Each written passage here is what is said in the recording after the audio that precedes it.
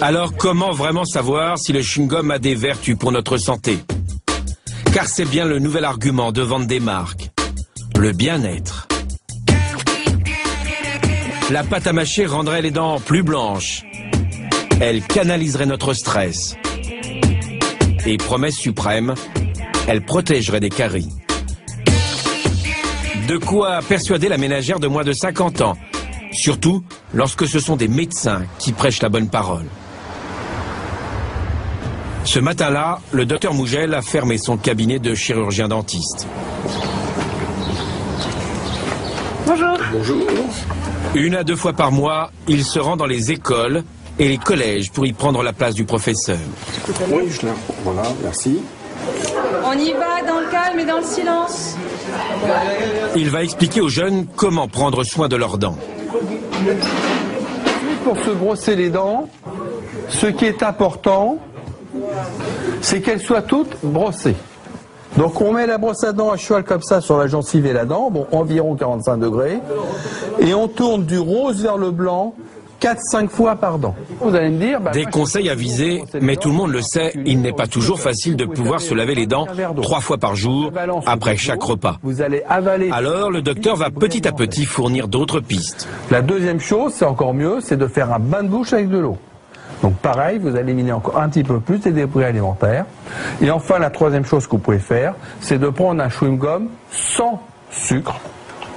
Le chewing-gum, nous y voilà. Ce chewing-gum sans sucre, son rôle n'est pas de vous nettoyer les dents.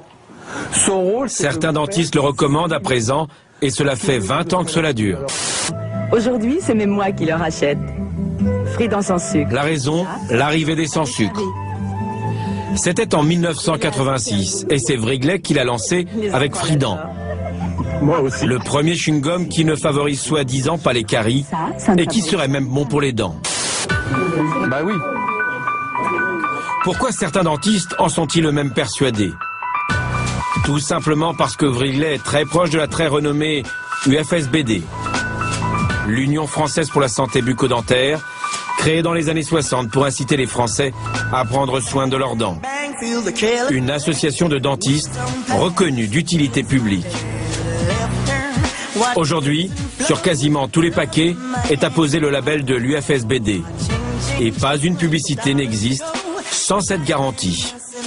Le chewing-gum sans sucre qui peut se prévaloir de la co-signature de l'Union française pour la santé bucco-dentaire.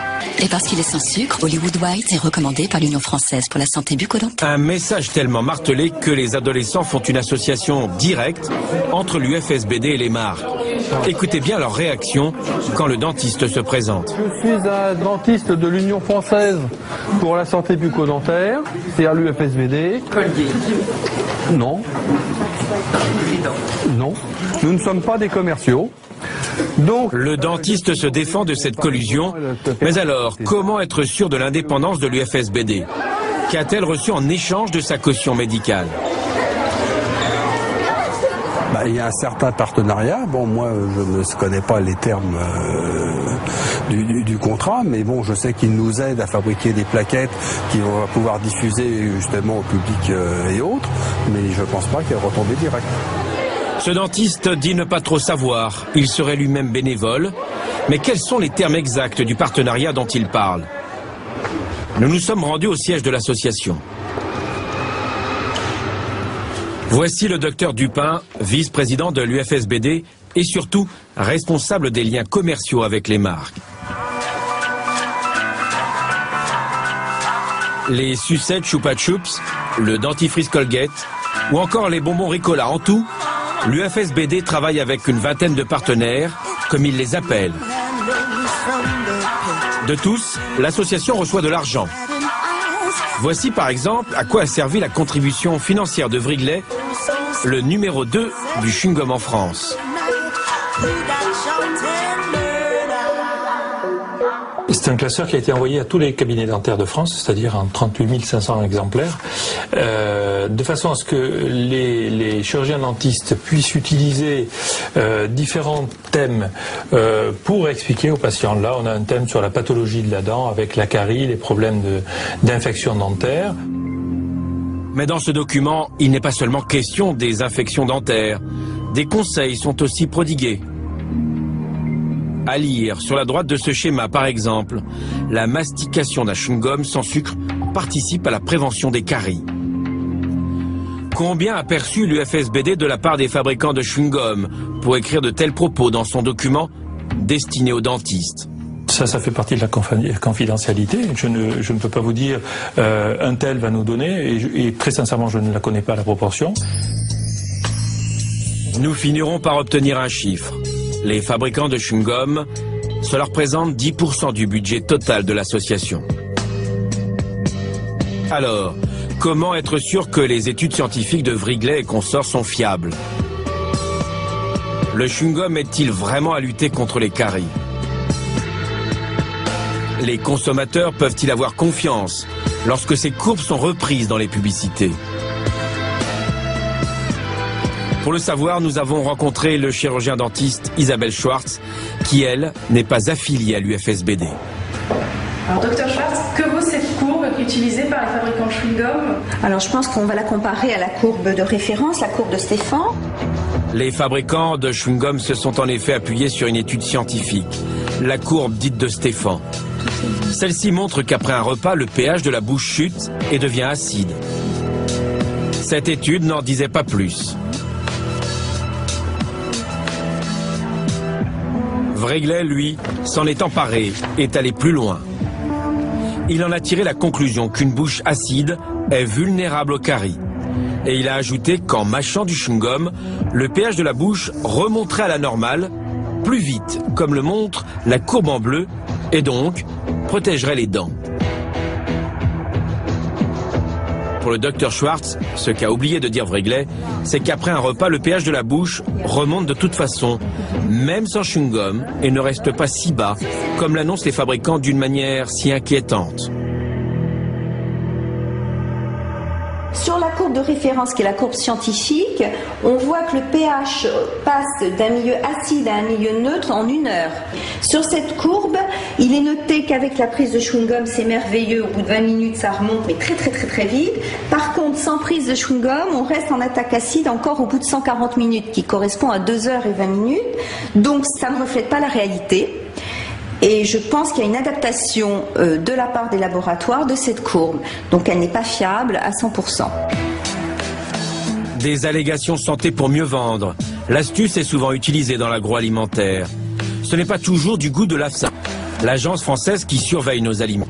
En 2005, cet avis est sans appel concernant les chewing-gums qui rendent soi-disant les dents plus blanches. En cause, le bicarbonate de sodium et le carbonate de calcium. Ils ont un effet polissant mais non abrasif. L'allégation vous aide à préserver la blancheur naturelle de vos dents, n'a pas de justification scientifique.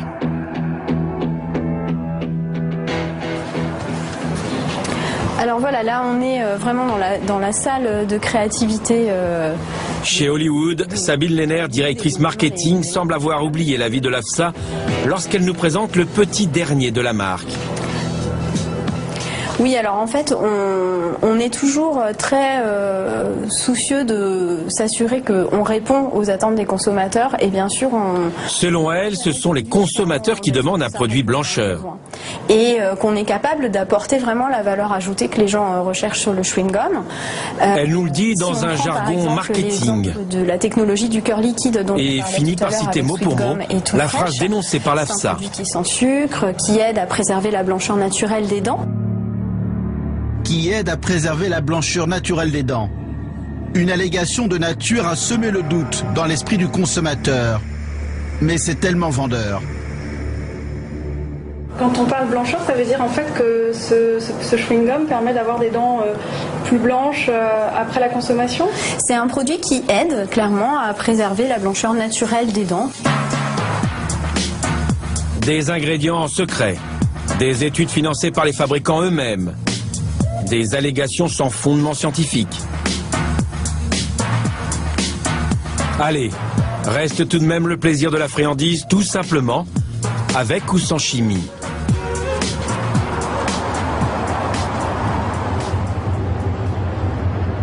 À 3000 km en pleine mer Égée, l'île de Chios en Grèce.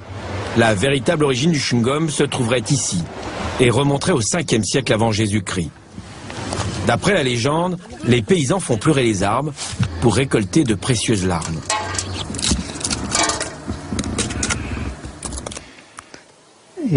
Voici ce que l'on appelle les larmes de Chios. Yéoni Klissas, cela fait plus de 40 ans qu'il récolte ces larmes, en fait du mastic, et ça se mâche.